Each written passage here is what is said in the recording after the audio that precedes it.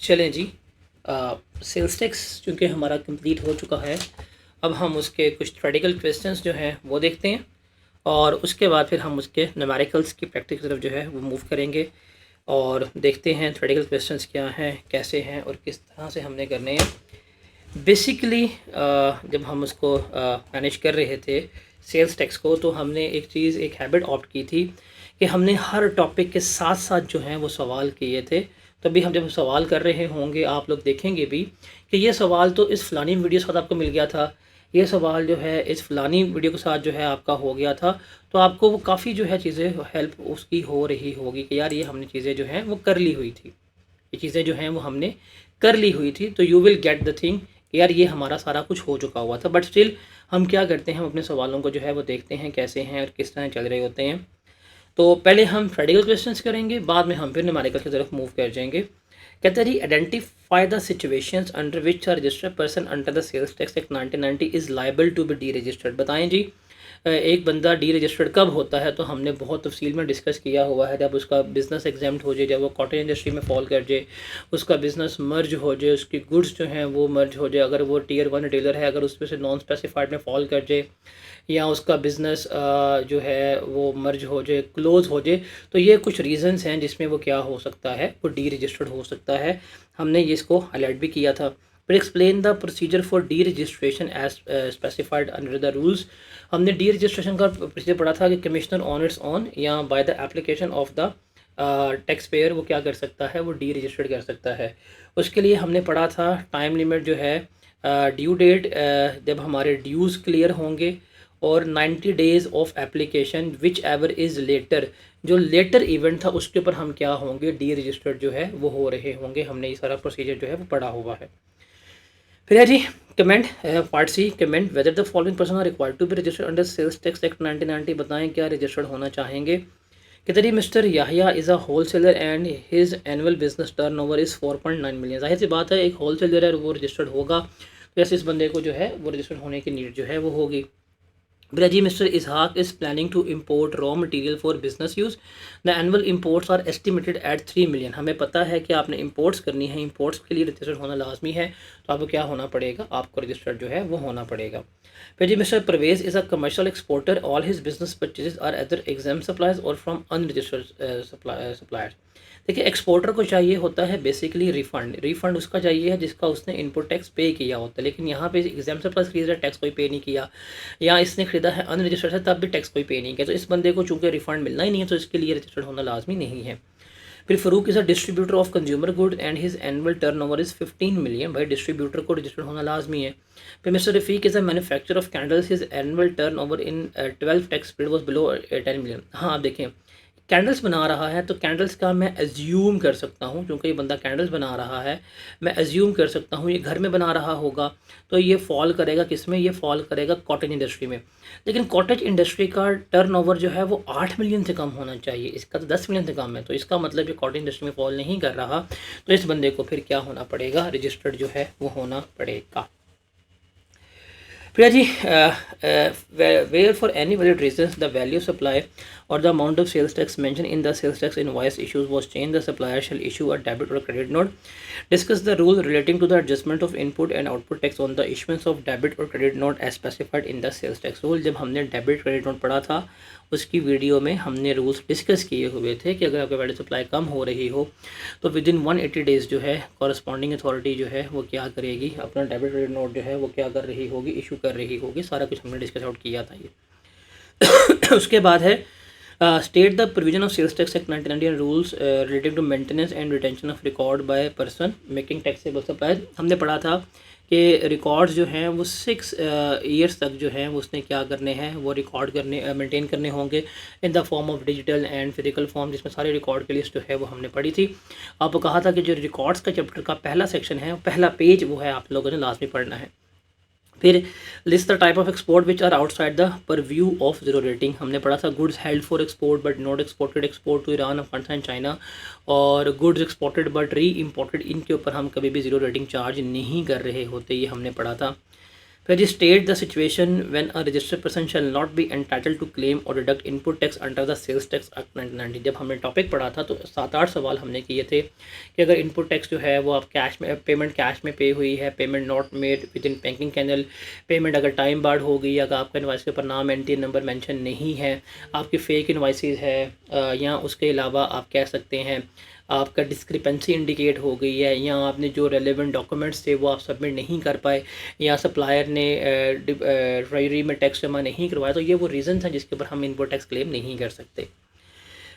फिर है जी explain whether mister Rizwan can issue credit note in the month of September 2010 under sales tax rule 2006। That Mr. Rizwan, a sales tax registered person, is carrying on business in the name of Rizwan Enterprises. On 15 February 2010, he sold certain goods to his customer against which he intends to issue credit note in the month of February. अब seller है, हमने ये भी सवाल lectures में पढ़ा था लेकिन फिर हम डिस्कस कर लेते हैं बिकॉज दिस केस सिनेरियो है। सेलर जो है वो क्या इशू कर रहा है क्रेडिट नोट, इसका मतलब सेल्स रिटर्न्स हैं, सेल्स रिटर्न्स हैं तो हमारी वैल्यू सप्लाई जो है कम हो रही है, इसका मतलब हमारा सेल्स टैक्स जो है वो भी क्या हो रहा होगा, कम हो रहा होगा। इस पर हमने पढ़ा था कि अगर ये वाला सीन हो तो with in 180 days of invoice जो है वो आपने इशू करना है। तो इसने किया था फरवरी में 15 फरवरी तो हम डेज़ काउंट करते हैं फरवरी का 15, 16, 17, 18, 19, 20, 21, 22, 23, 24, 25, 26, 27, 28, 29, क्योंकि ये 10 है तो लीप ईयर है तो ये आ जाएंगे हमारे पास फेब के 15 डेज़ आ जाएंगे। उसके अलावा मार्च के हमारे पास आ जाएंगे 31 दिन, अप्रैल के आ जाएंगे हमारे पास 30 दिन, मई के आ जाएंगे हमारे पास 31 दिन, जून के आ जाएंगे हमारे पास 30 दिन, जुलाई के आ जाएंगे हमारे पास 31 दिन, अगस्त के आ जाएंगे हमारे पास 31 दिन। सर ये तो 180 डेज़ क्रॉस हो चुके हुए हैं तो इसका मतलब ये आफ्टर 180 डेज़ है, तो इसका मतलब आफ्टर 180 डेज़ ये बंदा जो है ये अपना इनपुट टैक्स अभी अपना ये क्रेडिट नोट जो है वो इशू नहीं कर सकता। उसके बाद है explain the provision of sales tax act 1990 with regard to the following change in rate of tax during the tax period. Sir ये हमने बड़ा क्लियरली पढ़ा था, इस पे एक हमने रूल पढ़ा था लोकल का, एक हमने इसमें रूल पढ़ा था इंपोर्ट्स का। लोकल का रूल क्या था, जो हमारा टाइम ऑफ सप्लाई है, जो हमारा क्या है टाइम ऑफ सप्लाई, जिसमें हम 3 चीज़ें जो हैं वो देखते थे, डैट वाज गुड्स अवेलेबल, कब हमने गुड्स अवेलेबल की, गुड्स डिलीवर्ड और payment which ever is earlier, वो उसी रेट पे लगाएंगे। इंपोर्ट्स के केस में था जब हमारा गुड्स डिक्लेरेशन प्रेजेंट हो जाएगा उस रेट के ऊपर, और इसके बाद हमने इस रूल की एक्सेप्शन भी देखी थी कि अगर हमने गुड्स डिक्लेरेशन एडवांस में जमा करवा दिया तो जो हमारा डेट ऑफ मैनिफेस्ट होगा उसके ऊपर हम क्या करेंगे, हम यहाँ पे जमा करवा रहे होंगे। और अगर हमारे वेयर हाउस में गुड्स जो हैं वो पड़ी हुई हैं और अगर हम वहाँ पे नहीं कर सकते, तो अगर हम उसको विद इन क्लियर नहीं करवाएंगे 7 डेज़ में, तो आफ्टर 7 डेज़ जो भी रेट होगा उस पर हम क्या कर रहे होंगे, उसको चार्ज कर रहे होंगे। तो ये हमने यहाँ पर डिस्कस आउट जो है वो कर लिया था। उसके बाद excess tax collection from customer, इस पर हमने पढ़ा था कि अगर बर्डन ऑफ टैक्स कंज्यूमर पे पास नहीं हुआ तो फिर तो वापस कर सकते हो, अगर बर्डन ऑफ टैक्स कंज्यूमर पे पास हो गया है फिर आप वापस नहीं कर सकते, ये हमने पढ़ा था। उसके बाद हमारे पास था in each of the above situation advise the management about the value supply on which sales tax would be levied under the provision of sales tax act 1990। जब मैंने आपको वैल्यू सप्लाई का टॉपिक पढ़ाया था हमने वहाँ पर ये सवाल डिस्कस किया था, बट स्टिल इसको जल्दी से गो थ्रू कर लेते हैं। कहता है जी Samad corporation supply specialized material to various industrial concern, the company has entered into following transaction during the month of February. Supply of material 3 million का, ABL को it has been grant agreed that ABL would settle the transaction price by 1.5 million cash in balance amount by use the import quota. Market price जो है वो 3.5 million का। हमने पढ़ा था जो अगर इन काइंड अगर हमारी गुड्स हों तो हमारी वैल्यू ऑफ सप्लाई जो है वो हमेशा क्या होती है, जो ओपन मार्केट प्राइस है। अब जो ओपन मार्केट प्राइस जो है वो 3.5 मिलियन है तो हम 3.5 मिलियन ही क्या करेंगे, वैल्यू सप्लाई कंसिडर करेंगे। फिर supply of material to DML limited at discount price of 6.8 million के हमने उसको 6.8 मिलियन का क्या किया है, सेल किया है। Due to particular relationship DML has been allowed a special discount of 15%, ये 15% डिस्काउंट के बाद है, इसका मतलब ये 85% को शो कर रहा है जो नहीं होना चाहिए। हालांकि नॉर्मल बिजनेस डिस्काउंट कितना है, 8% का है। तो हम इसका कितना ले लेंगे, हम इसका 92% ले लेंगे, तो मेरे पास जो है इसकी वैल्यू सप्लाई आ जाएगी कि मेरी वैल्यू सप्लाई जो है वो इतनी बन रही होती है। उसके बाद है जी supply of 20 tons of material following under third schedule to BML at a wholesale price of ₹138,000 per ton, the retail price is 150,000 per ton. हमें पता था जब पढ़ के आए हैं जो थर्ड स्केड्यूल होती है वो हमेशा किसके ऊपर जाती है, वो हमेशा हमारी रिटेल प्राइस के ऊपर जा रही होती है। तो हम इसको क्या कंसिडर करेंगे, हम इसको 150,000 पर टन के ऊपर ही कंसिडर कर रहे होंगे। फिर है जी अगला सवाल, list down the particulars to be mention on the debit note issued by the supplier in the event of change in the value supply under the sales tax route. तो क्या पर्टिकुलर्स होंगे, नेम, एनटीएन और जो supplier होगा उसका नाम, buyer का name NTN लिखा होगा, जो वैल्यू है वो लिखी होगी, original invoice, revise invoice, difference, ये जो है हमने क्या किया होगा, मेंशन किया होगा। उसके अलावा ऑथराइज साइन, सिग्नेचर और सील जो है ये बीच में होगा। तो ये इसके पर्टिकुलर्स हैं, ये हम लिखने हैं। उसके बाद है under what circumstances a registered person becomes liable to be deregistered under the sales tax Act, also state the procedure for deregistration as enumerated in the sales tax act 1990। Sir ये same सवाल है, अभी हमने discuss किया, same question है, तो आप इसको देख लीजिएगा।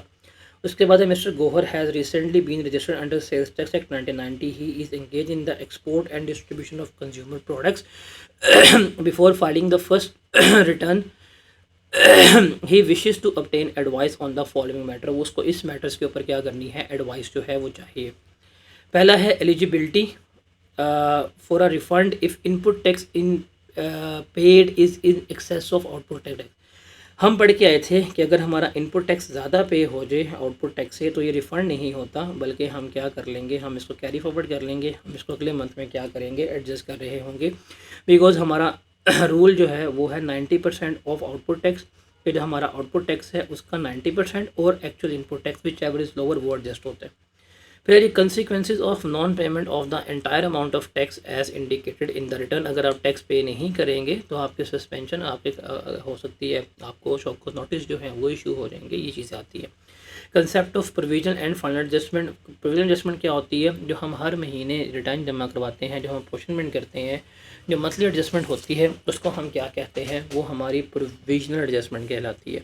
और जब हम एनुअल रिटर्न में करती है वो हमारी क्या कहलाती है, वो हमारी फाइनल एडजस्टमेंट जो है वो कंसिडर हो रही होती है।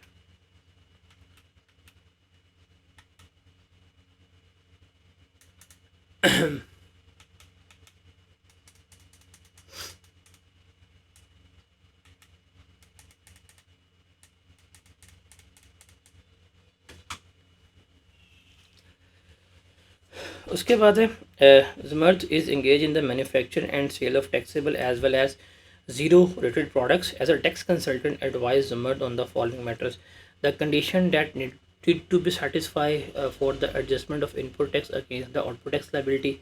हम पढ़ के आ चुके हैं, अगर आपने लेना है इनपुट टैक्स क्लेम करना है तो आपके पास इनवॉइस होनी चाहिए, उसके ऊपर आपका नेम, आपका एनटीएन नंबर जो है वो क्या होना चाहिए, लिखा होना चाहिए, नंबर 1। नंबर 2, अगर पेमेंट की है, पेमेंट जो है वो आपकी बैंकिंग चैनल से होनी चाहिए। नंबर 3, जो हमने कहा था कि आपने अगर पेमेंट नहीं की तो पेमेंट 180 डेज़ में होनी चाहिए। तो ये सारी चीज़ें हैं, कंडीशन आपको सेटिस्फाई करनी पड़ेंगी, आप इनपुट टैक्स जो है वो क्या कर सकते हैं, क्लेम कर सकते हैं। उसके बाद है any 7 situation in which input tax is not allowed. अभी ये सेम सवाल जो है हमने भी डिस्कस किया है, ऊपर इनपुट टैक्स किन कंडीशन में अलाउ नहीं होगा, वो सेम क्वेश्चन है। The remedy available to her if she fails to adjust input tax in the period in which it is paid. अगर आप किसी पीरियड का इनपुट टैक्स क्लेम नहीं कर सकते तो आपके पास टाइम पीरियड है, that is next 6 tax periods का। इसका आपके पास नेक्स्ट 6 टैक्स पीरियड्स का टाइम है, आप इसे क्या कर सकते हैं, क्लेम कर सकते हैं। उसके बाद है identify the goods that shall be charge at the rate of 0% under the sales tax act 1990। Exports हैं, इसमें वो आ जाती हैं। उसके अलावा आपके पास जो local supplies to diplomats, diplomatic missions हैं वो इसमें आ जाती है। कंजम्पशंस अब्रॉड के लिए जो आप चीज़ें प्रोवाइड करते हैं वो इसमें आ रही होती हैं। ईपीजीज़ को आप सप्लाई कर रहे हैं वो इसमें आ रही होती हैं, तो ये गुड्स आती हैं इसमें, मोस्टली एक्सपोर्ट्स हैं। बताएं कौन सी गुड्स ऐसी हैं जिसके ऊपर जीरो रेटिंग नहीं मिलेगी। Goods held for export but not exported, good export but reexported, export to Iran, Afghanistan, China and Afghanistan by land route जो है ये इसमें फॉल नहीं कर रही होती। उसके बाद है under the provision of sales tax act 1990 rules made under identify the last date of filing of sales tax return in each of the following cases. कहते जी ऑन 1 अगस्त 2012 सारा registered herself under the sales tax act 1990। Monthly return है, monthly return की due date जो है वो next month होगी, date is 15 सितंबर इसकी ड्यू डेट बन रही है। Fatima file the return on July 2020 on 10 August 2012। She wants to revise her return to correct certain errors within 60 days. जो है आप क्या कर सकते हैं, करेक्शन जो है वो कर सकते हैं। Aamna engineering limited is registered under sales tax act 1990 and AEL files to file annual sales tax return year ended 30 June 2012। तो इसकी ड्यू डेट जो है 30 सितंबर होगी। Abda wants to deregister herself with effect from 30 September. तो जिस दिन उसने डी रजिस्टर की एप्लीकेशन दी है और 90 डेज़ जब उसके ड्यूज़ क्लियर हो जाएंगे विच एवर इज़ लेटर, वहाँ पे वो क्या हो जाएगी, वो जो है डी रजिस्टर हो रही होगी। उसके बाद है determine Halima's liability in above situation, also explain whether it would have been to her advantage if she had paid the amount before issuance of show cause notice. This is one of the great question, this is one of the great question जो है आप कह सकते हैं आपके पास paper में आया है। One of the greatest question आप इसको मान सकते हैं हमारे पास पेपर का। While carrying out the sales tax audit of Halima, the Officer of Inland Revenue identified the deficiency in the amount of sales tax deposited by her. She acknowledged her deficiency but failed to deposit the balance amount. A show cause notice were issued to her for the payment of balance amount. इसका जवाब जो है ना,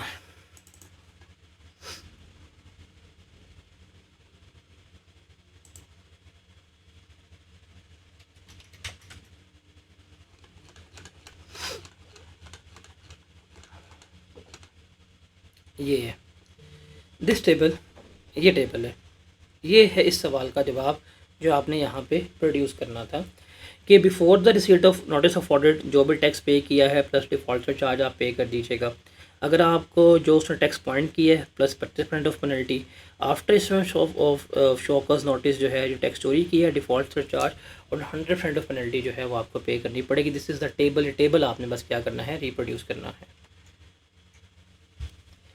उसके बाद list identify the person who are required to be who are considered as a manufacturer.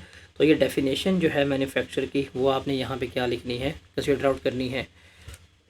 उसके बाद है state the provision of sales tax act 1990 identify the situation in which a registered person is liable to be unregistered. Same question. अब आप देख लें ये unregistered वाला question जो है अभी तक हम आई गेस 4 टाइम्स जो है वो डिस्कस आउट कर चुके हुए हैं और step involve in the case of D registration.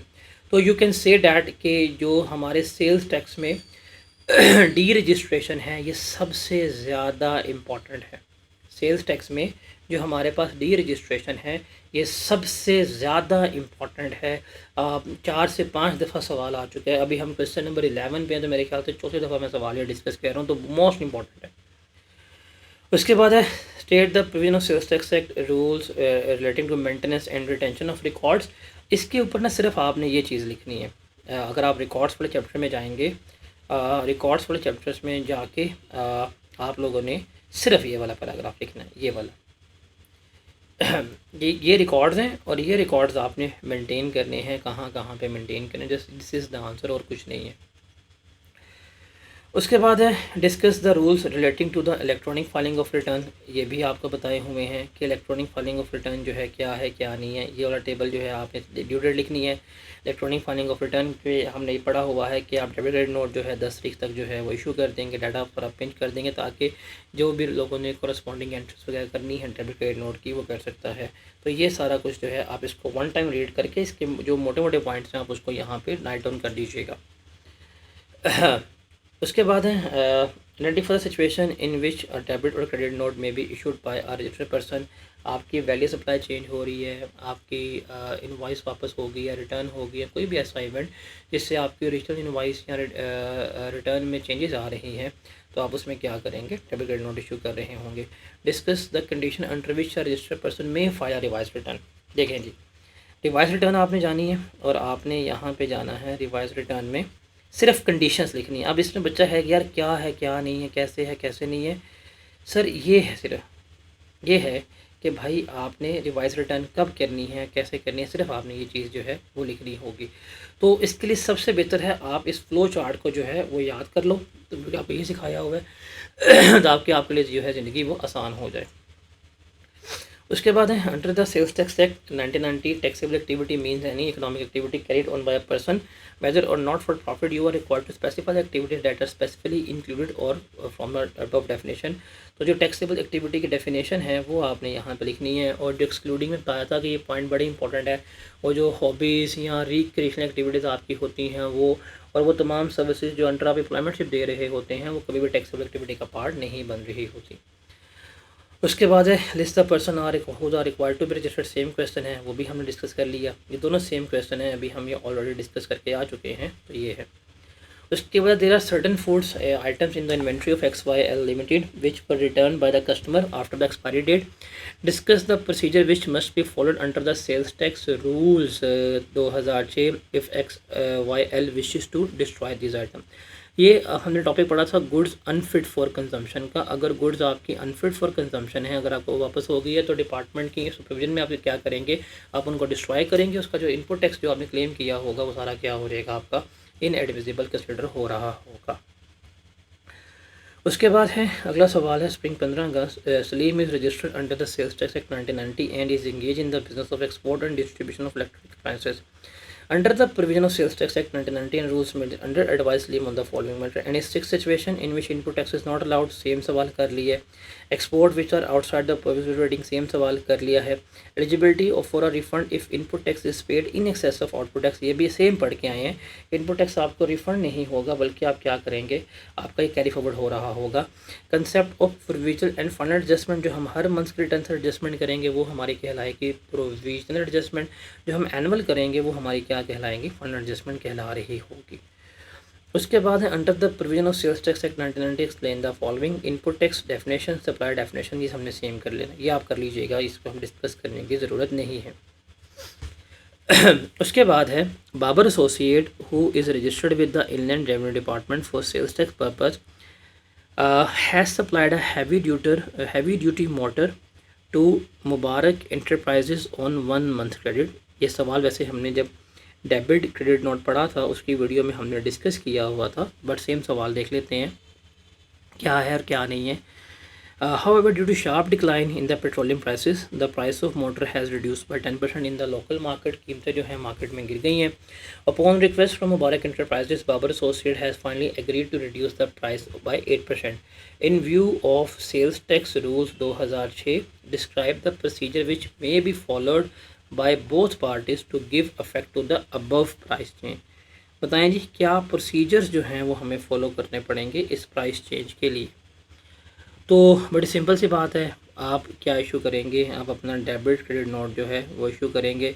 Babar associate चूँकि सेलर है जो बेच रहा है बाबर एसोसिएट, तो वो बेसिकली क्या करेगा, वो क्रेडिट नोट इशू करेगा with in 180 days of invoice. जो रीज़न ऑफ रिटर्न जो रीज़न है वो स्पेसिफाई किया जाएगा। ओरिजिनल इनवाइस रिवाइज इनवाइस का डिफरेंस जो है वो लिखा जाएगा, और वो जो आपकी रेलेवेंट अथॉरिटी है उसके साइन सिग्नेचर जो हैं वो किए जाएंगे। तो ये सारा कुछ जो है वो हम इसमें क्या कर रहे होंगे, लेकर चल रहे होंगे। उसके बाद है under the provision of sales tax act 1990 and rules made there under briefly describe the following. How and under what circumstances inland revenue may recover the amount of sales tax from a person without issuing him a show cause notice. And I repeat कि ये सवाल सबसे important था, जब हमने मैंने बकायदा यहाँ पे स्पेशली बुक पे हाईलाइट करके इसको आपको हाईलाइट भी करवाया था कि भाई ये सवाल सबसे इम्पॉर्टेंट है। दैट इज़ ये आपने लिखना है कि अगर एक रजिस्टर्ड पर्सन ने अपना टैक्स जो है वो कम पे किया है और उसके रिटर्न में इंडिकेट हो जाए, तो कमिश्नर जो है वो क्या कर सकता है, उसके गुड्स को स्टॉप वगैरह करके उसके बैंक अकाउंट्स जो है वो अटैच करके उसका टैक्स जो है वो क्या करवा सकता है, विदाउट नोटिस रिकवर करवा सकता है। उसके बाद है हमारे पास rules relating to change in the particulars of registered other than change of business category. ये हमने पढ़ा था, अगर आप पे कोई भी चेंजेस हो रही हैं कैटेगरी के अलावा, जैसे बैंक अकाउंट चेंज हो रहा है आपका बिल चेंज हो गया, इस तरह के चेंजेस जो है वो हमारी अगर आ रही है, तो with in 14 days of that change आप क्या करेंगे, आप कमिश्नर को स्पेसिफाई करेंगे और कमिश्नर को स्पेसिफाई कर देंगे और वो सिस्टम अपग्रेड कर देगा। अगर वो आप सिस्टम अपग्रेड नहीं करता, और सॉरी आप सिस्टम को स्पेसिफाई करेंगे वो अपग्रेड कर देगा।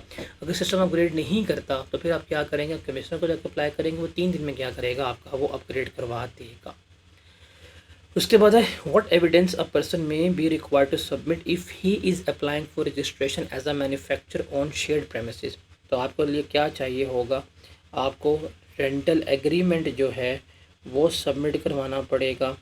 आपको जो आपका डिमार्केशन सर्टिफिकेट है कि हदूदबंदी क्या है क्या नहीं है, वो आपको क्या करना पड़ेगा, वो आपको जमा करवानी पड़ेगी। और बिल वगैरह का मीटर, भाई ये मीटर मैं इस्तेमाल करूँ ये नहीं कर रहा, ये आपको बताना पड़ेगा। उसके बाद है under the sales tax act 1990 and rules made there under, briefly describe the concept of residual input tax and how it differs from residual input tax credit। देखें what is residual input tax, आपको ये table में सिखाया था। ये वो input tax है जिसको हम कहते हैं कॉमन इनपुट टैक्स।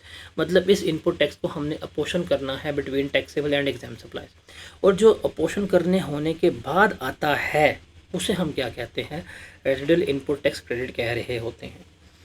उसके बाद हैं under the provision of sales tax act 1990 enumerate any four feature distinguishing the concept of zero rating from exempt supplies. तो भाई इसका टेबल जो है वो सिर्फ आप लोगों ने क्या करना है, प्रोड्यूस करना है कि these are exempt supplies, these are zero rate supplies. इसका रिफंड मिलना है, इसका कुछ भी नहीं मिलना, इसके लिए इनवॉइस चाहिए, इसके लिए कुछ भी नहीं चाहिए, इसके लिए रजिस्टर्ड होना है, इसके लिए आपने रजिस्टर्ड नहीं होना। तो ये चीज़ें जो हैं वो क्या करनी है, आपने बतानी होती हैं। उसके बाद है identify the records which a registered person making taxable exempt supplies is required to maintain at his business premises or registered office under the sales tax act 1990। Details नहीं, उसने रिकॉर्ड्स पूछे हैं।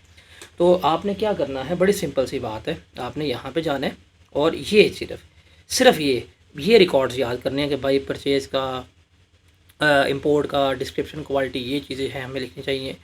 जीरो रेटिंग का record, invoices, bank statement, debit note, credit note, inventory record, gate passes, double entry account, business bank account, electronic version of record, सारा कुछ आपने क्या करना है, मेंटेन करना है। तो इसको आपने क्या करना है, इसको सिर्फ आपने रीड करना है 3 to 4 टाइम्स, आपके माइंड में रिटेन हो जाएगी। यही रिटेंशन आपको इनकम टैक्स में जाके इनकम फ्रॉम बिजनेस में भी मिलेगी। तो इसको 3 से 4 दफ़ा रीड आउट कीजिएगा, कॉमन रिकॉर्ड्स याद कर लीजिएगा, that will be enough for you. उसके बाद है under the provision of sales tax act 1990 and rules made thereunder, identify the circumstances in which a registered person is not allowed to reclaim or deduct input tax। Sir ये भी मेरे ख्याल से मैं 5वीं दफ़ा सवाल डिस्कस कर रहा हूँ और इम्पोर्टेंट सवाल है। वही सेम कंडीशन है कि भाई फेक इनवाइसेस, डिस्क्रिपेंसी इंडिकेट हो गई, इनवाइस के ऊपर नाम एनटीएन नंबर नहीं है, तो वो सारी चीज़ें 5 से 6 याद कर लेनी है। डी रजिस्ट्रेशन सेम सवाल है, आपने इसको टेकअप कर लेना है।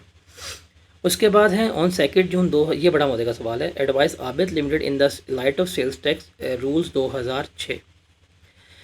कहता है जी on 2 June 2016 Abid limited inadvertently issue a tax invoice with the incidence of sales tax amounted to ₹25,000।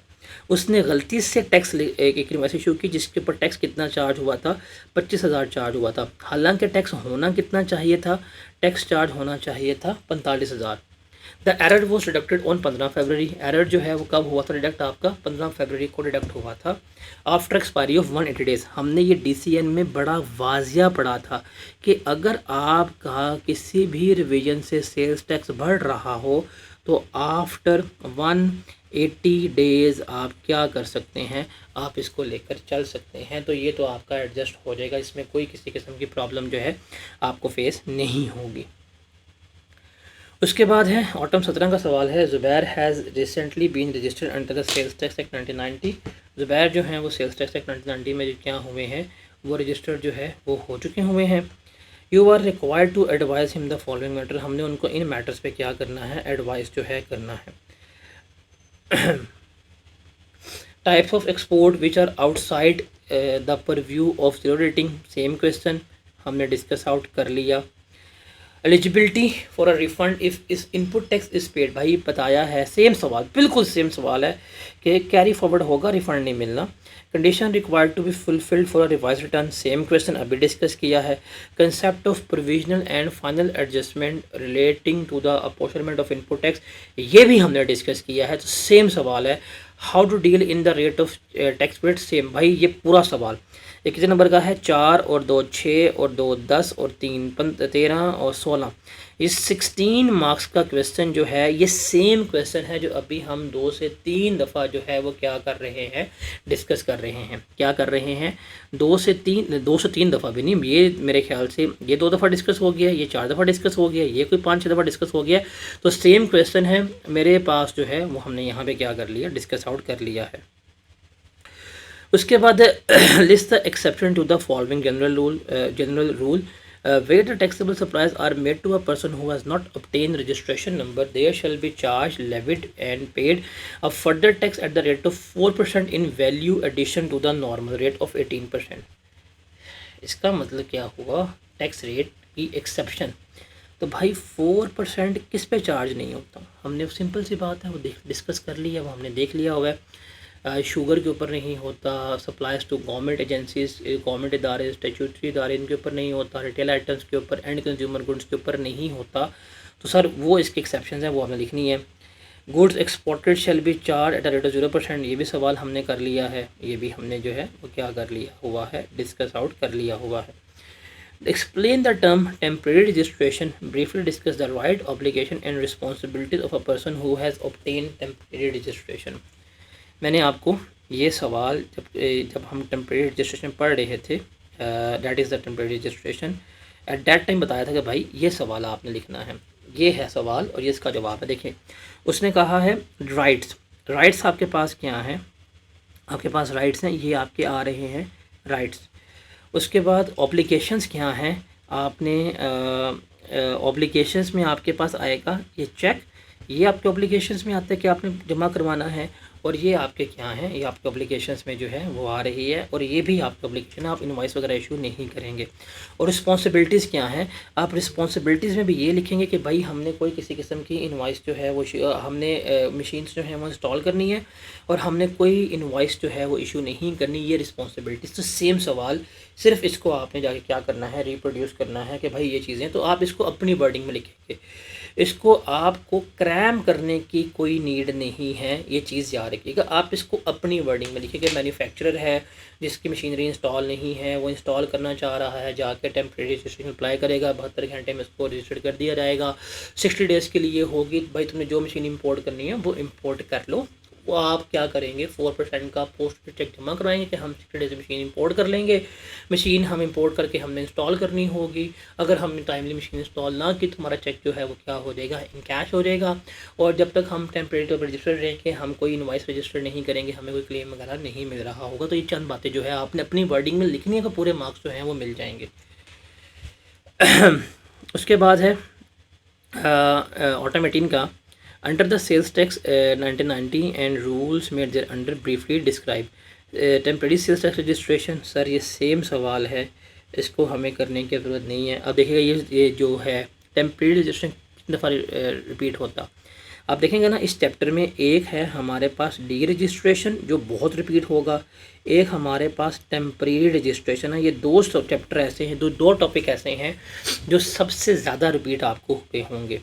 फिर discuss difference between rules applicable to exempt and unit supplies, वो सेम टेबल जो आपको सिखाया हुआ है आपने वही इसको प्रोड्यूस करना है। The provision related to excess additional amount of sales tax collected by a registered person. अब ये सवाल सेकंड टाइम हम डिस्कस कर रहे हैं। हमने पढ़ा था कि अगर आपका इंसिडेंस पास नहीं हुआ तो आप कस्टमर को रिटर्न कर दें। अगर incidence of sales tax pass customer को हो चुका हुआ है फिर वो रिटर्न नहीं होगा, फिर गवर्नमेंट आपको 1 रुपया भी वापस नहीं कर रही होगी। फिर है जी, where a commissioner of Inland Revenue having jurisdiction is satisfied that a registered person has issued fake invoices, evaded tax or committed tax fraud, he may suspend the registration of such person without prior notice pending further inquiry under the Sales Tax Act 1990 and rules made thereunder. State any 4 bases of such satisfaction which allow the commissioner to suspend the registration as described above। भाई याद करो, अगर business premises में आप इसको access देते, आप business record produce नहीं करते, या आपके सब्सटेंशियल परचेजेस किसी सस्पेंडेड या ब्लैक लिस्टेड सप्लायर से है, या आप अपनी टैक्स रिटर्न जमा नहीं करवाते, या आप जो है आपकी एबनॉर्मल टैक्स प्रोफाइल है, तो इन बेसिस पे भी आप सस्पेंड हो सकते हैं। उसके बाद briefly discuss the situation under which of the following are required to be registered. कब इनको रजिस्टर होना पड़ेगा, कॉटन इंडस्ट्री, जब उसका क्राइटेरिया फुलफिल ना हो, मतलब उसका अगर टर्नओवर 8 मिलियन से ऊपर हो गया, अगर लेबर 10 में से ऊपर चली गई है, या किसी इंडस्ट्रियल कनेक्शन में डील कर रहे हैं, देन ये लोग यहाँ होंगे, देन ये लोग रजिस्टर्ड होंगे। रिटेलर जब वो स्पेसिफाइड रिटेलर में आ जाएगा तो ये रजिस्टर्ड होंगे। Under the provision of Sales Tax Act 1990 and rules made thereunder, identify the circumstances in which a person liable to be deregistered। Same सवाल है, अभी बहुत सवाल आ चुका होगा। उसके बाद है advise the finance department about the sales tax implication of the above transaction on BPL's first sales tax return. हमने एडवाइजरी जारी करनी है। कहता है जी, Bashir private limited was incorporated on 1 January 2019, registered with the sales tax department on 1 February 2019। BPL is in the process of submitting its first sales tax return for the month of February, जो end होगा 28 फरवरी 2019 को। The finance department has identified the following transaction which took place. उसने ये हमें कुछ transaction बता दी जो यहाँ पे हो रही हैं। Good costing ₹5 million were purchased from a registered supplier. 80% of the goods remained unsold at the 1st February 2009. Supplier charged sales tax at the rate of 18%। हमने यहाँ पे कंसेप्ट पढ़ा था, आपको याद होगा, that is purchase of stock before registration। आप अगर आप रजिस्टर्ड होने से पहले आपने कोई स्टॉक लिया है, आप उस पर क्लेम कर सकते हैं। तो 80% ऑफ द गुड्स आप 30 डेज़ पहले ही स्टॉक लिया था, अब आप रजिस्टर्ड हो गए हैं। 80% ऑफ द गुड्स अनसोल्ड है, तो जितना फिजिकली वेरीफाइबल स्टॉक होगा डेट इज़ 80%। तो इसके ऊपर आप क्या कर सकते हैं, आप इसके ऊपर अपना इनपुट टैक्स जो है वो क्लेम कर सकते हैं। उसके बाद advance payment of ₹2.5 million was receive on 15 January for the supply of taxable goods to registered person. Goods to hand deliver हुई हैं 2019 में। तो ठीक है, हमने यहाँ पे टाइम ऑफ सप्लाई का एक कंसेप्ट पढ़ा था। वहाँ पे हमने पढ़ा था कि जब आपकी एग्जाम्पशन विड्रॉ हो, आप उस महीने में अपना टैक्स चार्ज करेंगे। क्योंकि हम जनवरी में हम रजिस्टर्ड नहीं थे, लेकिन हम फेब में रजिस्टर्ड हो गए हैं, तो अब हम इस पर क्या करेंगे, सेल्स टैक्स जो है वो चार्ज कर रहे होंगे। इसको ज़रा ध्यान से पढ़ना है आपने। यहाँ पे आपने क्या किया है, आपको पेमेंट मिली है, गुड्स आप बाद में दे रहे हैं, तो आपकी सेल्स जो है वो फेब में रिकॉर्ड हो रही है। और जनवरी में तो आप रजिस्टर्ड ही नहीं थे, लेकिन अब रजिस्टर्ड हुए हैं, तो आप आउटपुट टैक्स जो है वो चार्ज करेंगे। बिकॉज डिपार्टमेंट को किससे कंसर्न है, टैक्स की कलेक्शन से कंसर्न है। उनको टैक्स आएगा तो आपके लिए क्या होगा, उनके लिए भी बेहतर होगा, आपके लिए भी बेहतर कंसिडर हो रहा होगा। उसके बाद है जी, under the provision of sales tax act 1990 and rules made there under briefly describe the treatment of the following recording of partial payments receive in the advance during the tax period in which both taxable and exempt supply.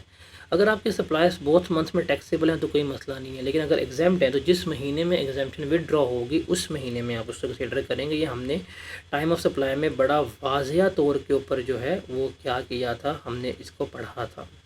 फिर change in rate of tax during tax period, भाई ये भी सवाल मेरे ख्याल से मैं कुछ चौथी दफ़ा डिस्कस कर रहा हूँ। अभी हमने ऊपर लिखा था लोकल का और इम्पोर्टेड का रूल हमने डिस्कस किया था, तो वही इसमें आ रहा होगा। फिर certain goods return by customer as they are unfit for consumption the seller has no option but to destroy them.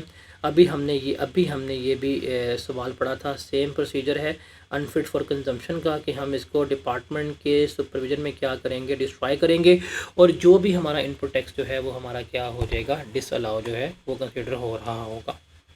उसके बाद है who is required to file the following sales tax return also mention the due date. Monthly return every registered person, due date 15 तारीख होती है। Final return जो बंदा D registered होगा वो है 90 डेज़ ऑफ एप्लीकेशन और ड्यू डेट विच clear. Special return जिसको कमिश्नर कह दे वो। एनुअल रिटर्न हर कंपनी जो है वो क्या करेगी, जमा करवाएगी। इसकी ड्यू डेट जो है वो 30 सितंबर होती है। उसके बाद है जी, Raheel an unregistered person run the government shop in the posh area of Karachi. He has receive a notice from the commission inland revenue requiring him to register with the sales tax authorities within 30 days under the following under the provision of sales tax act 1990 and rules made there under advise Raheel regarding the following whether the commissioner is justified in issuing the notice to him. भाई commission justified है, आप एक पोश area में बैठे हुए हैं, आप पोश एरिया में बैठे हुए हैं, तो आप हैं भी कौन, रिटेलर हैं। और आपके अगर पोश एरिया में रिटेलर हैं, अगर आपका बिजली का बिल ही 1.2 मिलियन से ऊपर हो गया, आपको होना पड़ेगा रजिस्टर्ड। अगर आपका एयर कंडीशन दुकान है, आपको होना पड़ेगा रजिस्टर्ड। तो भाई नोटिस के लिए तो वो जस्टिफाइड है, तो ये तो ठीक है। Would it necessary for him to respond to notice? भाई आपके लिए नोटिस का रिस्पॉन्ड करना नेसेसरी है। अगर आप नोटिस का रिस्पॉन्ड नहीं करेंगे वो आपको कंपल्सरी तौर के ऊपर रजिस्टर्ड कर सकता है। अगर आप कंपल्सरी रजिस्ट्रेशन का भी नोटिस रिस्पॉन्ड नहीं देंगे तो आपके अगेंस्ट जो कोर्स इफेक्शन है वो हो सकते हैं, आपके बैंक अकाउंट सीज हो सकते हैं, आपका प्रॉपर्टी जो है उसका ट्रांसफ़र जो है वो बंद हो सकता है, इवन आपका कारोबार बंद करवा देंगे। ये सारी चीज़ें हमने पढ़ के आई, तो नोटिस का रिस्पॉन्ड करना लाजमी है। उसके बाद है under the provision of sales tax act 1990 rules made there under discuss the following difference between exempt and excluded. Same सवाल हमने कर लिए। How under what circumstances inland revenue may recover the amount of sales tax without prior notice. Same question है ये, I guess 3 दफ़ा हम ये discuss कर चुके हैं। कंसेप्ट ऑफ प्रोविजनल एडजस्टमेंट ये भी हमने डिस्कस किया है, मेरे ख्याल से ये भी हम 5 से 6 दफ़ा डिस्कस कर चुके हैं। तो आप देख रहे हैं अब हमारे क्वेश्चन जो हैं वो किसके ऊपर आ गए हैं, वो हमारे क्वेश्चन जो हैं वो रिपीटेशंस के ऊपर आ गए हैं। हम इनको बार बार क्या कर रहे हैं, रिपीट कर रहे हैं। Sun Associate has recently been registered under the Sales Tax Department 1990 under the Sales Tax Act 1990 and rules made thereunder. Identify the documents. ये सवाल भी जब हम पढ़ रहे थे हमने सवाल जो है वो डिस्कस आउट किया था। सप्लाई ऑफ टैक्सेबल गुड्स आपके पास क्या होनी चाहिए, आपके पास इनवॉइस होनी चाहिए जिसके ऊपर आपका नाम लिखा होना चाहिए, जिसके ऊपर आपका एनटीएन नंबर लिखा होना चाहिए। इंपोर्ट्स ऑफ गुड्स में आपके पास कुछ डिक्लेरेशन ऑक्शन के ऊपर आपके पास क्या होना चाहिए, आपके पास ट्रेजरी चलान जो है वो होना चाहिए। State the requirements retention to the records, ये आपको 6 ईयर्स तक क्या करने हैं, रिकॉर्ड्स जो हैं वो अपने पास मेंटेन करने हैं in the form of physical and digital records. तो दिस इज़ द क्वेश्चन जो आपके, ये वाला सवाल मुझे आज भी याद है। That is the worst attempted question है हमारे पास्ट पेपर्स का। फिर है जी, under the provision of sales tax act 1990 and rules made under discuss the consequences which RA may have face to issuance of fixed tax invoice. Rapid Associate has been registered under the Sales Tax Act 1990 since 2014. During the month of June 2020, RA issued fake sales tax invoice amounting to ₹5 million to one of its customer. उसने एक जो है वो क्या किया है, वो fake invoice issue कर दी है। Apart from this RA has always been in compliance with all the regulation of sales tax. ठीक है, तो भाई आपने फेक इन्वॉइस इशू की है तो आप क्या हो जाएंगे, डायरेक्टली सस्पेंड हो जाएंगे। और आपका जुर्म साबित हो गया तो आप क्या होंगे, ब्लैक लिस्ट होंगे। आपको फ़ाइन, जुर्माना, पेनल्टी जो है वो सारी क्या होगी, पढ़नी पड़ेगी, सस्पेंशन। उसके बाद क्या होंगे, हमारी ब्लैक लिस्टिंग हो जाएगी। उसके बाद ये वाला सवाल, ये है जी वर्स्ट सवाल पास्ट पेपर में एग्जामिनर कमेंट का सब मुताबिक one of the worst question हमारे सिलेबस का, सबसे लोविंग पासिंग परसेंटेज जो है वो इस सवाल की उसने हमें क्या की है, गिवन की है। कहता है in the light of provision of sales tax act 1990 and rules made thereunder, briefly explain as to the chargeability adjustment of sales tax act in each of the following independent matters। ये हमने during lectures, during videos discuss किया हुआ है इसको, लेकिन still मैं आपको बता देता हूँ। उस वक्त भी मैंने आपको बताया था कि ये वर्स्ट क्वेश्चन है बच्चों के पर्सपेक्टिव पे। सवाल क्या है, एक्सप्लेन करना है क्या इनकम टैक्स चार्ज होगा या इनकम टैक्स एडजस्ट होगा या नहीं होगा। इन इंडिपेंडेंट मैटर्स में हमने क्या करना है, बताना है। कहता है जी free provision of taxable goods to company CEO as per terms of his employment. आप गुड्स सप्लाई कर रहे हैं तो ये आपकी सप्लाई का पार्ट बनेगा, आप उस पर क्या करेंगे, सेल्स टैक्स का चार्ज करेंगे एज पर supply definition. Free replacement of defective parts in case of taxable goods sold under warranty. हमने कहा था अंडर वारंटी जो फ्री रिप्लेसमेंट होती है सप्लाई कंसिडर नहीं होती। Payment of machine fuel by one of its director using his own credit card. हमने clearly पढ़ा था कि आपने बिजनेस बैंक अकाउंट से पेमेंट करनी है, आपने बिजनेस बैंक अकाउंट से पेमेंट नहीं की, आपने पेमेंट कर दिया पर्सनल अकाउंट से, सर ये भी कंसिडर नहीं होगा। फिर taxable goods sold on installment to a customer at a price inclusive of markup. हमने क्लियरली पढ़ा हुआ है कि मार्कअप नहीं आएगा, तो मार्कअप को हम एक्सक्लूड करेंगे, उसके अलावा जो है हम क्या करेंगे, लेके चलेंगे। फिर local supply of goods manufactured by a cotton industry, supply bye a cotton industry, I am repeating, supply bye a cotton industry के ऊपर टैक्स चार्ज नहीं हो सकता बिकॉज दे आर एग्जाम, वो टैक्स नहीं ले सकते। Material purchase for the construction of office building, clearly पड़ा था इसके ऊपर इनपुट टैक्स क्लेम नहीं हो सकता। Electronic cash register purchase for retail outlet, electronic physical cash register is the only equipment जिसके ऊपर हमने टैक्स पे किया होगा, हम इसे क्या कर सकते हैं, हम इसको क्लेम कर सकते हैं। तो ये हो जाएगा। तो ये सवाल है, इजी सवाल है, बट वर्स्ट अटेम्प्टेड सवाल की कैटेगरी में ये हमारा आता है। फिर जी under the sales tax act 1990 rules में under briefly describe temporary sales tax registration, also state the obligation responsibilities. Sir same सवाल है जिसको अभी हमने डिस्कस आउट किया, तो आपको मतलब सेम सवाल हम बार बार लेके आ रहे हैं। लाइक ये एक यूनिक सवाल था, उसके अलावा बाकी सारे सवाल अब हमारे रेपिटेशंस पे आ रहे हैं। देखें ना, under the provision of sales tax act 1990 and rules made there under briefly discuss how and under what situation inland revenue department may recover the amount of sales tax from a person without issuing a short form notice. I guess अब ये 5वीं दफ़ा सवाल discuss हो रहा है जबकि हम सवाल डिस्कस करके आ रहे हैं, तो सेम सवाल है ये भी, इसमें लाइक कोई इसमें ऐसा कोई न्यूनेस नहीं है, सेम क्वेश्चन है। Extra tax and capacity tax, capacity tax जो हमारी प्रोडक्शन कैपेसिटी पे होता है irrespective of our sales. Extra tax जो हम चार्ज कर रहे होते हैं इन एडिशन टू 18%, वो हमारा एक्स्ट्रा टैक्स जो है वो आ रहा होता है। ठीक है। फिर जी on 4 February 2021 it was revealed to Fahad that he inadvertently reported an output sales tax of ₹27,000 in a tax invoice issued on 5 July 2020 to a customer instead of 72,000 in his sales tax return for July 2020. In the light of Sales Tax Act 1990 and rules made under, advise how Fahad can rectify this error। भाई साफ सीधी बात है, आपने 27,000 का tax charge कर दिया, हालांकि आपको करना था 72,000 का टैक्स चार्ज करना था। आपकी वैल्यू ऑफ सप्लाई जो है वो बढ़ रही है, आपका सेल्स टैक्स बढ़ रहा है।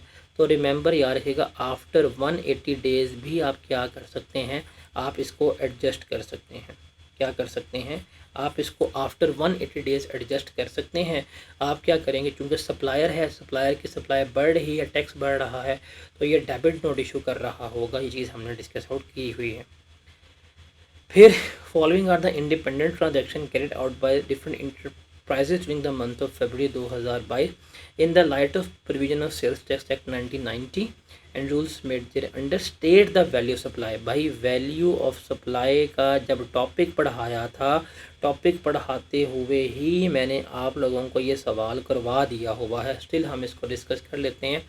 टैक्सेबल गुड्स आपने बेची हैं 8 लाख रुपए की अपने डीलर को, 20% रेट डिस्काउंट के बाद हैं, which was in accordance with the market norms. The discounted price was not shown on the tax invoice. तो भाई प्राइस नहीं लिखी तो ये सप्लाई नहीं होती, हम इसे क्रॉसअप कर देंगे। तो क्रॉसअप करके 1 मिलियन ही मेरी जो है वो क्या बनेगी, मेरी सप्लाई बन रही होगी। टैक्सेबल गुड्स जो हैं 15 लाख की यूज़ हुई हैं इंटरनल टेस्टिंग के लिए।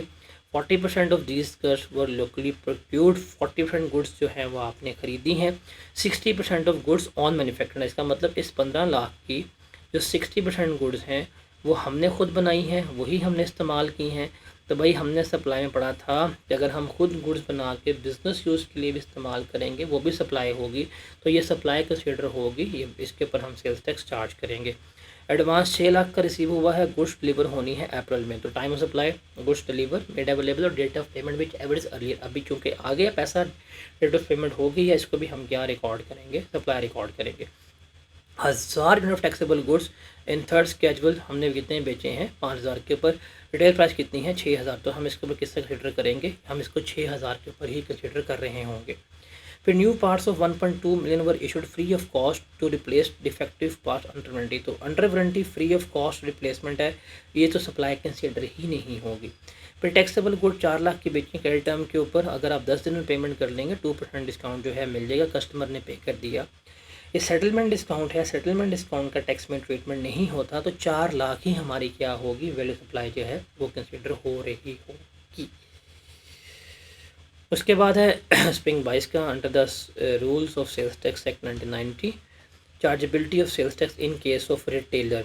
जो हमारे पास टीयर 1 रिटेलर होगा वो तो हमारा प्रॉपरली सेल्स टैक्स रिटर्न्स वगैरह जमा करवाएगा, लेकिन जो नॉन स्पेसिफाइड होगा, इसका बिजली का बिल मेरे ख्याल से 20,000 तक था, उसके बिजली के बिल में 18% टैक्स शामिल होगा और मेरे ख्याल से 5% टैक्स जो है वो शामिल होगा। I am confusing the rate, जिसका बिल मोर देन 20,000 था तो उसका 7.5% एक्स्ट्रा टैक्स जो है वो साबित होगा। मुझे रेट कन्फ्यूज़ कर रहे हैं, इसलिए बेहतर है आप अपने बुक्स में से इस रिटेलर पे जो एक्स्ट्रा टैक्स था उसको कंफर्म कर लीजिएगा। फिर Shahji limited purchase cosmetic product under the sales tax rule 2006 specified documents which may be issued by SL on return of goods to TPL. SL कौन सा डॉक्यूमेंट इशू करेगा टीपीएल को, also state the particulars to be mention on the document to be issued. Shahji limited purchase, भाई Shahji limited buyer है और TPL कौन है, TPL हमारे पास सेलर है। उसने गुड्स ली हैं टीपीएल से in the month of October. SL receive a consignment of 5,000 unit from TPL on delivery. 50% items जो हैं एक्सपायर हैं एंड रिटर्न। अब भाई ये परचेज रिटर्न कर रहा है तो ये परचेज रिटर्न है, ये इशू करेगा डेबिट नोट। ये आपको बताया था, इशू क्या करेगा, डेबिट नोट इशू करेगा। इसके ऊपर नाम, पता, इसका सप्लायर का लिखा होगा, रीज़न ऑफ रिटर्न, कहीं गुड्स हमारी डैमेज हैं, एक्सपायर हैं, वो सारा कुछ जो है वो क्या किया जाएगा, मेंशन किया जा रहा होगा। ध्यान से पढ़ना है कौन है, क्योंकि ये बायर है तो बायर डेबिट नोट इशू करते हैं। अगर सेलर होता वो इशू करता तो क्रेडिट नोट इशू कर रहा होना था। फिर है जी, under the provision of sales tax act 1990 and rules made there under explain whether the following person are required to be registered with the inland revenue department. Manufacture of sales taxable supplies located in the residential area of Korangi. Residential area में है, if that is in the cottage industry तो ये exempt है, इसको registered नहीं होना। एक retailer है, टर्न ओवर 20 मिलियन, भाई इतनी बड़ी क्लास, इतना बड़ा टर्न ओवर है तो जाहिर सी बात है ये टीयर 1 में फॉल करेगा। क्योंकि टीयर 1 में फॉल कर रहा होगा तो ये बंदा क्या होगा, रजिस्टर्ड होगा। और डिस्ट्रीब्यूटर ऑफ एग्जाम सप्लाईज कोई लोड नहीं है। एक्सपोर्टर ऑफ टैक्सेबल गुड्स, हाँ ये बंदा जो है रजिस्टर्ड होगा बिकॉज इसको रिफंड लेना है। फिर goods exported shall be charge to a tax at the rate of 0%। इसके एक्सेप्शंस जो हैं वो लिखनी है। तो सेम क्वेश्चन है, export to Iran, Afghanistan, China, held for export, not exported, ये सारा कुछ जो है वो इसमें आ रहा होगा। उसके बाद है in the light of provision of sales tax act 1990 and rules made there under identify and discuss the time of supply for the chargeability in respect of the above transaction। Time बताना है जी। Following are the independent scenarios created by different enterprises on November 2022 an agreement for the acquisition of machine on hire purchase was signed in December 2022 the machine was acquired under this agreement 20% down payment 30 million की remaining balance। तो ठीक है भाई, hire purchase में date of agreement नवंबर में है तो नवंबर 22 ही हमारे टाइम ऑफ सप्लाई जो है कंसिडर होगी, बाकी हमें कोई चीज़ पढ़ने की ज़रूरत नहीं है। फिर दिसंबर 2022 में एडवांस ऑफ ₹12 मिलियन वो receive in against the delivery of goods to be made in March. पैसा मिल गया, date of payment whichever earlier, तो इसी डेट के ऊपर दिसंबर 22 में हम क्या करेंगे, रिकॉर्ड कर लेंगे।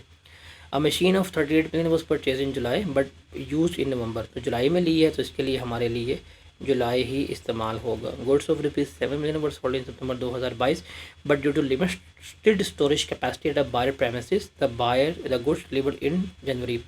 गुड्स अवेलेबल, डिलीवर और डेट ऑफ पेमेंट, तो अवेलेबल चूँकि हमारे पास 22 सितंबर में थी तो हमारे लिए सितंबर 22 ही जो है वो क्या कंसिडर होगी, टाइम ऑफ सप्लाई कंसिडर हो रही होगी।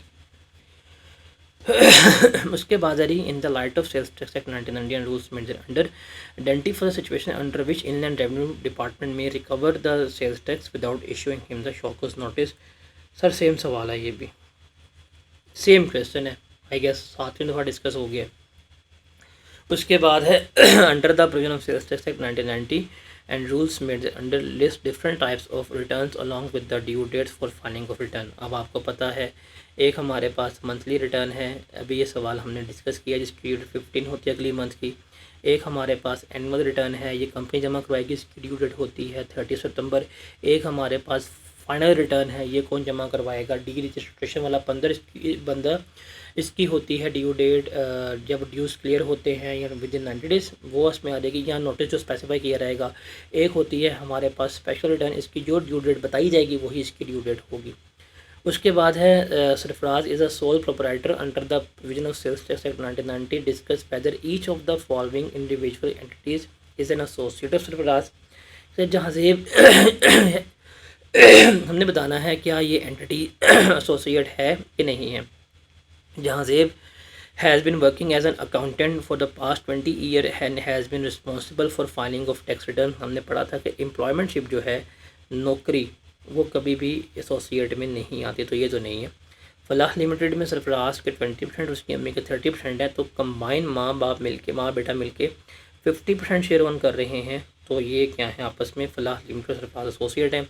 सारा, she is the adopted daughter of Sarfaraz wife Fatima. Sara was adopted by Fatima before her marriage. तो आपका स्पाउस हो, उसकी अडॉप्टेड चाइल्ड हो, वो भी क्या होगा आपके लिए, एसोसिएट ही होगा। फिर है जी उम्मीद ट्रस्ट। ट्रस्ट जो होता है, जो आपका, जिसके आप ट्रस्टिंग हैं, वो हमेशा क्या होता है, आपका एसोसिएट ही कंसिडर हो रहा होता है।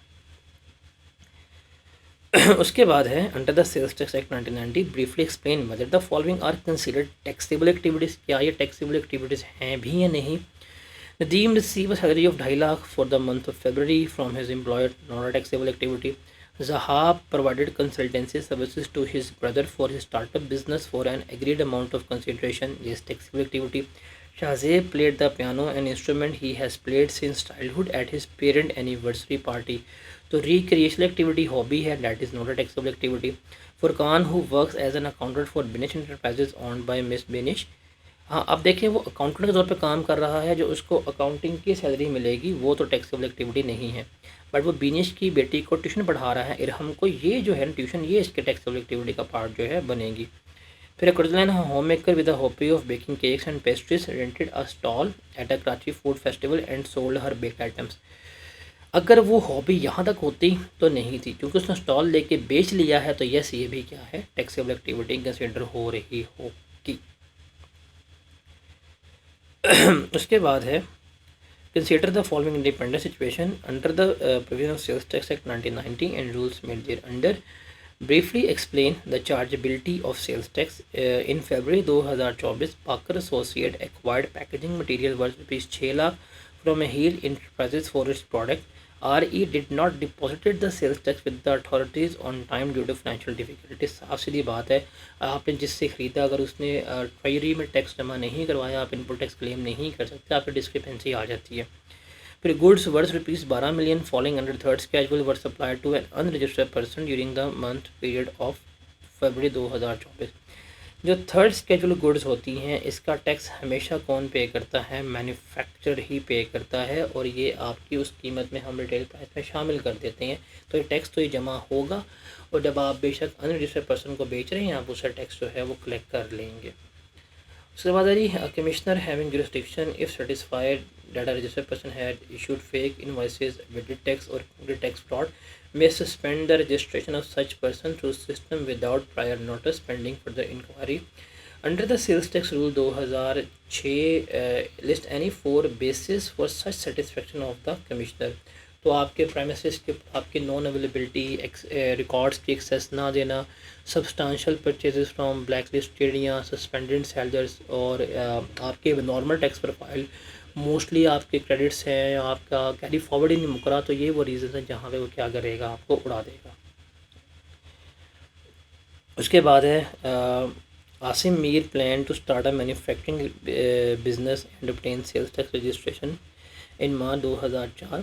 However, due to unseen foreseen circumstances, he were unable to start his business as planned. Consequently, no sales tax return were filed from March to August, as he did not charge any taxable activity. Under the provision of Sales Tax Act 1990 and rules made thereunder, discuss the following: the requirement for sales tax return and consequences if he any for the non-filing of such return। अब देखिए, आपने अपना business start कर दिया, आपने sales tax registration ले ली है, तो आपको सेल्स टैक्स रिटर्न फाइल करनी पड़ेगी, डैट इज़ वेरी क्लियर। आप जमा नहीं करवा पाए, तो आपने मार्च में था, मार्च में बिज़नेस स्टार्ट किया, तो मार्च, अप्रैल, मई, जून, जुलाई, अगस्त, अगर आप 6 कंसेक्टिव टैक्स पीरियड्स तक आप अपनी रिटर्न जमा नहीं करवा पाते, आप क्या हो जाएंगे, सस्पेंड हो जाएंगे। पावर ऑफ कमिश्नर क्या है, अबव सर्कमस्टांसेस में आपको नोटिस इशू करेगा, सस्पेंशन, आपको डायरेक्ट सस्पेंड कर देगा। यहाँ पे नोटिस नहीं है, बिकॉज ये नॉन फाइलिंग ऑफ रिटर्न है, तो यहाँ पे डायरेक्टली सस्पेंड हो जाएगा। सस्पेंड होने के बाद वो आपको शॉक को नोटिस इशू करेगा विद इन 7 डेज़, आपको 15 डेज़ का टाइम देगा, आपने उसकी एक्सप्लेनेशन जो है देनी है, आप दे दिए, तो आपकी सस्पेंशन जो है वो ख़त्म हो जाएगी, अदरवाइज़ आप फिर फारग हो जाएंगे। फिर है जी Under the provision of Sales Tax Act 1990, Wasim and Sons, a registered person under the Sales Tax Act 1990, sold taxable goods to Halim and Son in February. Under the provision of Sales Tax Act 1919, rules made there under for each of the following independent cases specify document that WS and HS are required to issue, if any, and state the effect, increase, decrease, or no effect on the sales tax liability of WH and HS. HS is registered under the Sales Tax Authority and returned 25% goods in July. भाई उसने goods जो है वो return किए हैं. HS is not registered under Sales Tax Authority and returned 25% goods in May. Supply कब हमने की थी? सप्लाई हमने की थी फेब में. अच्छा जी, हमारे लिए फेब है. तो ये भाई प्रॉपर DCN का सवाल आपका बनता है. मेरे ख्याल से ये एक सवाल आपने लेके चलना है कि आपकी ओरिजिनल सेल्स जो हैं वो फेब में हुई हैं. 180 डेज़ का रूल लगाएं, आप सिनेरियोस पढ़ें और देख लें. अगर लाइबिलिटी आपकी कम हो रही है तो विद इन 180 डेज़, अगर लाइबिलिटी बढ़ रही है तो आफ्टर 180 डेज़ जो है वो आपको करना पड़ेगा. तो ये सवाल है. This is the only question जिसमें आपने डॉक्यूमेंट्स बताने कौन से इशू करेगा. जैसे यहाँ पे STA रजिस्टर्ड है और ये गुड्स जो हैं वो रिटर्न हो गई हैं, तो ये इशू करेगा क्रेडिट नोट, ये रिसीव करेगा क्रेडिट नोट, या ये डेबिट नोट इशू करेगा. इसकी लायबिलिटी जो है कम हो रही होगी, तो ये चीज़ जो है वो आपने बतानी होती है. तो that is the only question which I considered as your assignment. या आपने करना है. इसके साथ सेल्स टैक्स के सवाल जो थ्योरेटिकल क्वेश्चंस थे वो हमारे सारे के सारे क्या होते हैं, ख़त्म होते हैं. मेरे ख्याल से इन सवालों के बाद आपको इस सेल्स टैक्स में कोई मसला नहीं होना चाहिए, बिकॉज़ हमने कॉमन क्वेश्चंस जो हैं वो हमने वो भी देख ली हैं. मोस्टली थ्योरेटिकली चीज़ें जो हैं वो हमारी कॉमन आ रही हैं. मोस्टली हमारी थ्योरेटिकल चीज़ें जो हैं वो कॉमन आ रही हैं. तो आप इन क्वेश्चंस के बस सॉल्यूशंस जो हैं जो डिस्कस किए हैं इनको एक दफ़ा देख लें, आप इनको पढ़ लें एक दफ़ा, आपकी थ्योरी जो है वो हो जाएगी. अगर आपकी थ्योरी हो गई, आपकी ऑलमोस्ट 12 से 14 मार्क्स की थ्योरी आनी है. आपको इसमें से MCQs वगैरह जो हैं वो आने हैं. आपका पेपर तैयार हो जाएगा, बिकॉज कॉमन क्वेश्चंस हैं, कॉमन कंसेप्ट हैं, वही पूछे जा रहे हैं. रजिस्ट्रेशन, डी रजिस्ट्रेशन से डी रजिस्ट्रेशन, टेम्परेरी रजिस्ट्रेशन और सस्पेंशन वाला ये आया है. रिकॉर्ड्स में से रिकॉर्ड की रिटेंशन, एक वो फाइन पेनल्टी वाला और एक शॉर्ट रिकवरी ऑफ टैक्स, यही उसने फ्रिक्वेंटली पूछ रहा है. बाकी तो नॉर्मल इजी क्वेश्चंस हैं, आपने ये करने हैं. तो इसके साथ सेल्स टैक्स के तमाम थ्योरेटिकल क्वेश्चंस हमारे होते हैं.